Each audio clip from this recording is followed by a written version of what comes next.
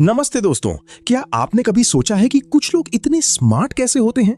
मतलब वो आपकी एक झलक देखकर बता सकते हैं कि आप कल रात कहां थे, आपने क्या खाया था या आप इस वक्त क्या सोच रहे हैं। जब हम ऐसे किसी जीनियस की बात करते हैं तो जहन में सिर्फ एक ही नाम आता है, शेरलॉक होम्स। वही महान डिटेक्टिव जिसे सर आर्थर कॉनन डॉयल ने अपनी कहानियों में अमर कर दिया। आज सालों बाद भी शेरलॉक की लोकप्रियता कम नहीं हुई है। वजह उसकी जादुई लगने वाली ऑब्जर्वेशन पावर और उसका मास्टरमाइंड।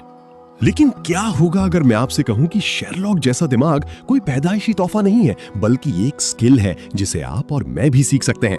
आज के इस वीडियो में हम मारिया कोन्नेकोवा की मशहूर रिसर्च और शेरलॉक की लाइफ फिलॉसफी के जरिए ये समझेंगे कि कैसे आप अपनी डेली लाइफ में एक मेंटल मास्टर बन सकते हैं। तो कुर्सी की पेटी बांध लीजिए, क्योंकि आज हम अपने दिमाग के उस कोने की सैर करने वाले हैं जहां तक आम लोग कभी नहीं पहुंच पाते। भाग 1, the mystery of the red school.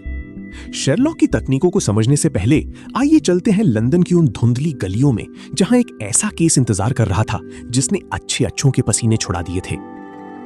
London की एक सर्द रात, बाहर कोहरा इतना घना कि हाथ को हाथ न सुझाई दे।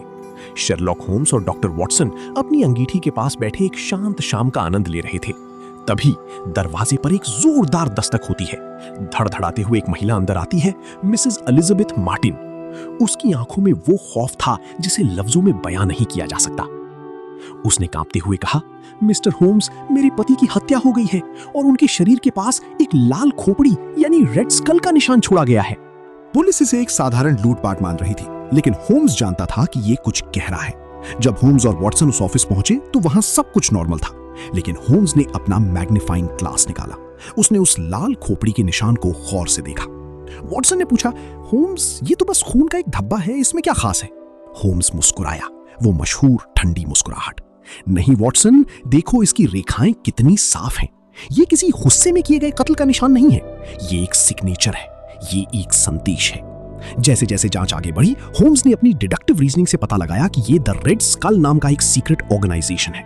ये कोई सड़क छाप अपराधी नहीं थे, बल्कि शहर के रईस और ताकतवर लोग थे जो अपने दुश्मनों को डराने के लिए ये निशान छोड़ते थे। और मिस्टर मार्टिन वो इसी यूनियन का हिस्सा थे, लेकिन उन्होंने बगावत की थी।